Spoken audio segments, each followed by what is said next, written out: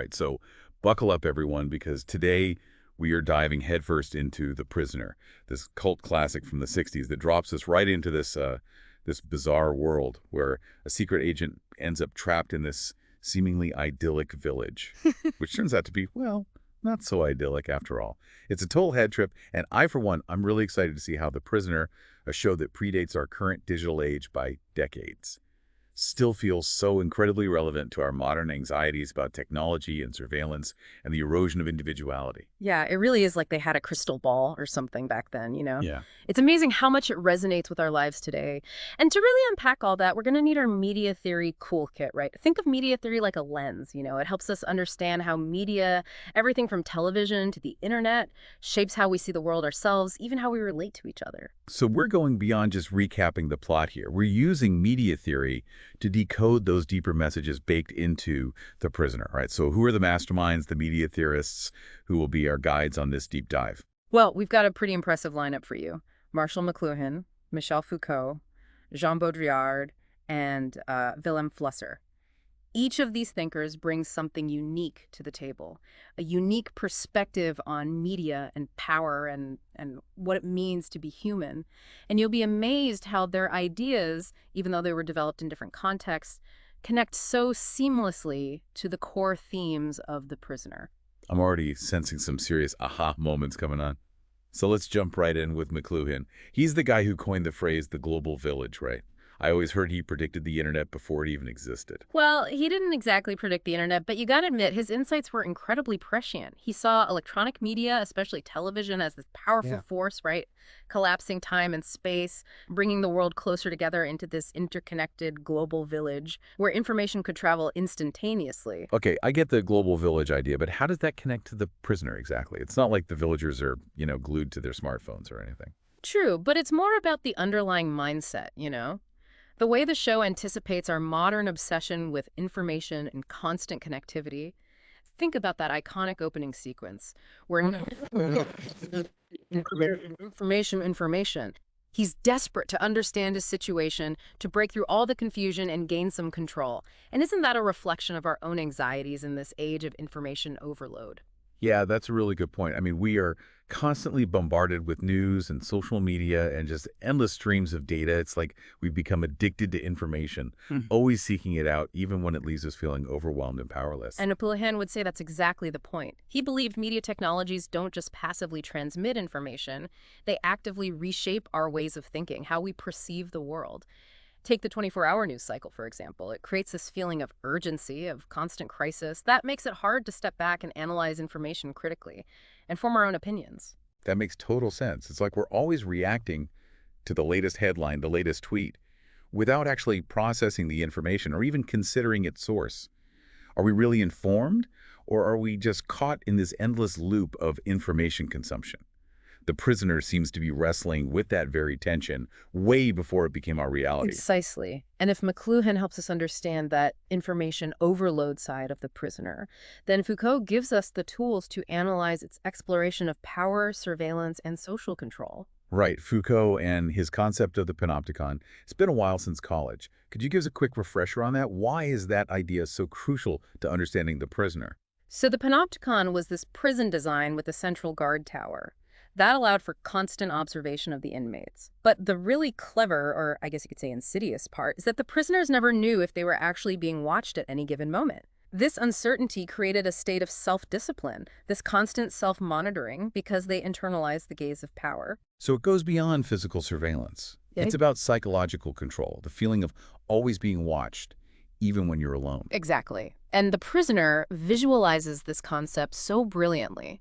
With those omnipresent surveillance cameras and the mysterious rover patrolling the village, and of course the ever-watchful eyes of the authorities, Number 6 is always under scrutiny, never knowing who's watching him or what they might do with that information. His every move is potentially being recorded and analyzed and used to strengthen the village's control. It's kind of creepy how much this mirrors our own anxieties about digital surveillance.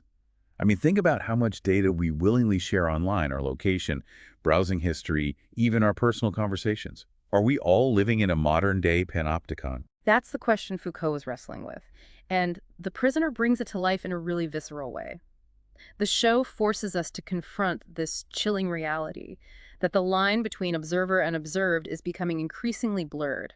We're both watching and being watched, participating in our own surveillance through social media, constantly generating this data that can be used to predict, manipulate, and ultimately control our behavior. Yeah, it's wild to think a show from the 60s, before the internet, smartphones, all that, could foresee these things that make us feel so vulnerable today. It really speaks to its brilliance, tapping into something fundamental about the human experience, something that goes beyond time and technology. And I think The Prisoner does that so well, exploring these timeless themes of power and freedom and the struggle for individuality. Yeah, and speaking of individuality, it's almost like the village is designed to crush it. Everyone gets a number, wears the same uniform, and has to follow all these strict rules. It's like they're trying to create a society of robots. Exactly, and that's where the real tension lies. The village wants everyone to conform, to be predictable, obedient. But then you have number 6. He represents the opposite, rebellious, defiant. He's always trying to reclaim his sense of self, refusing to just be another number in the system. And his rebellion, it takes so many different forms throughout the show. Sometimes it's direct confrontation. Other times it's this sly, subversive humor, almost like he's mocking the absurdity of the village's rules. Is there a reason for that, do you think? Well, you got to remember, McGuhan wasn't just the star. He was the creator, often the writer and director, too. He understood that resistance can be multifaceted. Sometimes a well-placed joke or a pointed question, it can be more effective than a straight-up rebellion. There's that scene where number 6 is forced to participate in the village talent show. And he just stands there, silent, refusing to perform. It's so simple but so powerful. He's not physically fighting back, but he's making a statement. With his silence, refusing to play their game. Exactly. It's passive resistance at its finest, highlighting the absurdity of the situation, the futility of trying to force individuality into a predetermined mold. And that's a message that really resonates with us today, in a world where we're constantly being told who to be, what to buy, how to live our lives. It's like we're all being nudged toward conformity, Mm-hmm. fitting into these little boxes defined by algorithms and marketing data. And that's why number 6's resistance feels so good. Okay. He represents that part of us that wants to break free, to define ourselves on our own terms. Absolutely. He's a reminder that even in the most oppressive environments, there's always that potential for resistance, for reclaiming our agency and fighting for our right to be unique individuals. But let's be real for a second. Number 6's rebellion, it often seems futile. He keeps getting shut down by the village's surveillance and manipulation. Is it dangerous to romanticize his resistance? Like giving people false hope that they can always overcome these oppressive systems? That's a fair point, and I think The Prisoner acknowledges that complexity. Resistance isn't always about grand gestures or big victories. Sometimes it's about those small acts of defiance, about holding on to your sense of self even when you're under immense pressure. It's about choosing how you respond, even when it feels like you have no control. Refusing to be defined by the system, even if you can't escape it completely. Exactly, and that's such a powerful message, especially today. We might not be able to dismantle the systems of surveillance and control that shape our lives, but we can choose how we interact with them, how we resist their influence and define our own sense of self. Okay, I'm already feeling a little more empowered, but let's shift gears for a bit and talk about the role of technology in The Prisoner. It's fascinating how a show from the 60s managed to tap into so many of our anxieties about technology today, and how it can be used for both liberation and control. McLuhan really had his finger on the pulse. He understood that technology is a double-edged sword. The show portrays a world where technology is used for surveillance, manipulation, control, the rover, the mind control techniques, the constant monitoring. It's all unsettlingly familiar in the age of facial recognition, data mining, personalized ads. It's like the village is a prototype for our own digital panopticon, where our every move is tracked, our preferences analyzed, our behavior predicted by algorithms. Exactly, but The Prisoner doesn't present technology as inherently evil. It's a tool, and like any tool, it can be used for good or bad. Remember, number 6 often uses technology to try and escape the village, to communicate with the outside world, to subvert the village's authority. That's right, he builds a radio transmitter, hacks into their communication systems. He even uses his tech knowledge to outsmart his captors. He turns their tools against them. And that's such an important message for us today. Technology isn't this unstoppable force that controls us. We have the power to shape how it develops, to use it for our own purposes, to resist its more harmful uses. We can choose to be the architects of our digital world, not its prisoners. That's a really empowering way to think about it. But it also makes you think about responsibility.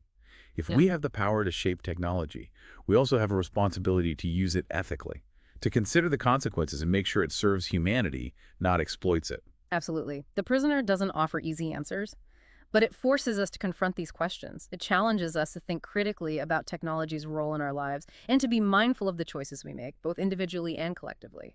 Okay, so we've talked about the village as this hyper-reality, the struggle between individuality and conformity, and the complex role of technology in the prisoner. But there's still so much more to unpack, especially when it comes to the show's symbolism and that enigmatic ending.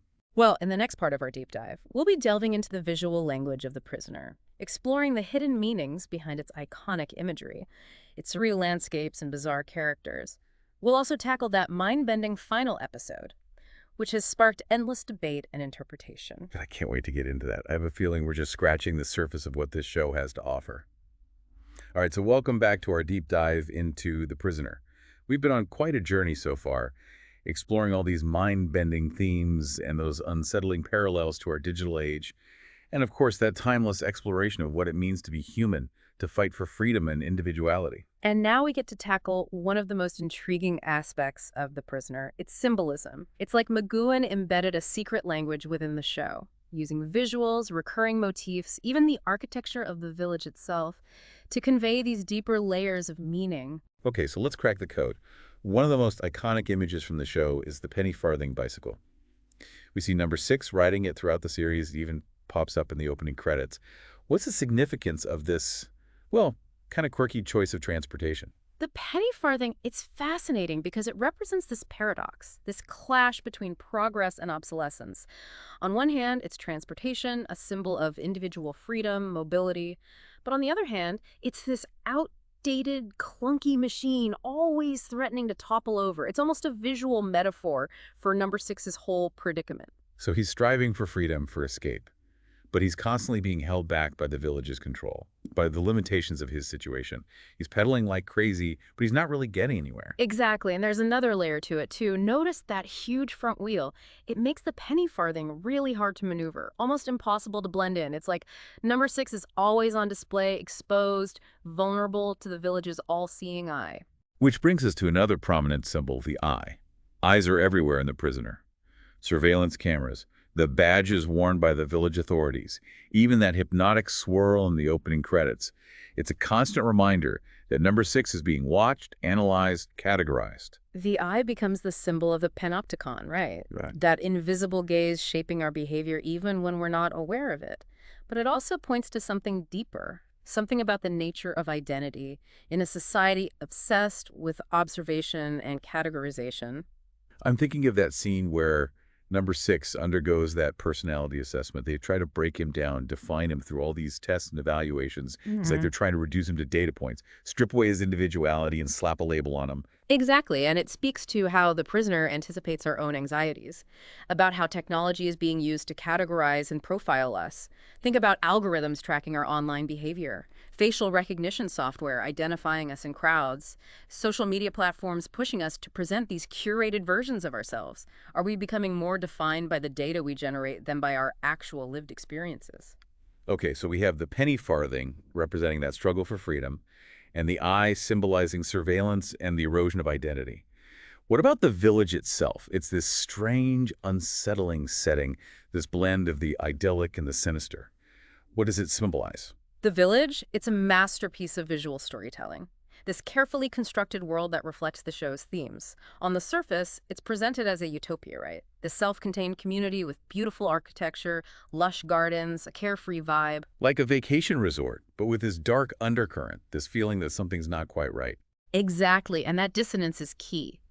The village is designed to lull its inhabitants into this false sense of security, to make them believe they're living in paradise, while simultaneously stripping away their freedom and individuality. It's like a gilded cage, beautiful but still a prison. And the village's architecture, it reinforces that duality. You see elements of both classical and modernist design, suggesting both order and alienation. You have these grand, imposing structures symbolizing authority and control, but then these whimsical, almost playful elements that create a sense of disorientation. Like that giant chessboard in the town square. It's like a visual representation of the games being played. The sense that the villagers are just pawns in some grand scheme. Exactly. The chessboard, the brightly colored buildings, those winding streets, they all contribute to this feeling of unease, the sense that nothing is quite what it seems. And this deliberate ambiguity, it extends to the show's most enduring mystery, the ending. All right, let's talk about the ending. It's been decades, and people are still debating what it all means. Without spoiling it for those who haven't seen it, the final episode is this wild, surreal ride, full of bizarre imagery and cryptic dialogue, and a climactic confrontation that leaves you with more questions than answers. Why do you think McLuhan chose to end the show that way? I think McLuhan understood that true freedom. It's not about arriving at some neat and tidy conclusion. It's about embracing the unknown, questioning assumptions, forging your own path. He wanted the ending to be open to interpretation, to force viewers to confront their own understanding of freedom, identity, the nature of reality. So there's no right or wrong answer, no definitive interpretation. Exactly. The beauty of The Prisoner is that it allows for multiple readings, each one reflecting the viewer's own beliefs and experiences. Some might see the ending as a triumphant escape, others as a tragic defeat. Some might see it as a descent into madness, others as a profound awakening. It's like a Rorschach test, reflecting back our own hopes and fears and anxieties. Exactly, and that's what makes it such a powerful and enduring work of art. It stays with you, keeps you thinking, challenges you to question the world around you and the assumptions you hold dear. This deep dive has been quite a journey of discovery, a chance to explore the depths of The Prisoner and uncover its hidden layers of meaning. But I think the most important takeaway is that this is a show that deserves to be seen, discussed, debated. It has something to say about the human condition, about the struggle for freedom and individuality in a world that often tries to control and define us. And it remains relevant and thought-provoking even after all these years. So if you haven't seen The Prisoner, I highly recommend checking it out. And if you have, maybe it's time for a rewatch. A chance to rediscover its brilliance and see how it speaks to our current moment in ways that might surprise you. That's it for our deep dive into The Prisoner. Thanks for joining us on this mind-bending journey.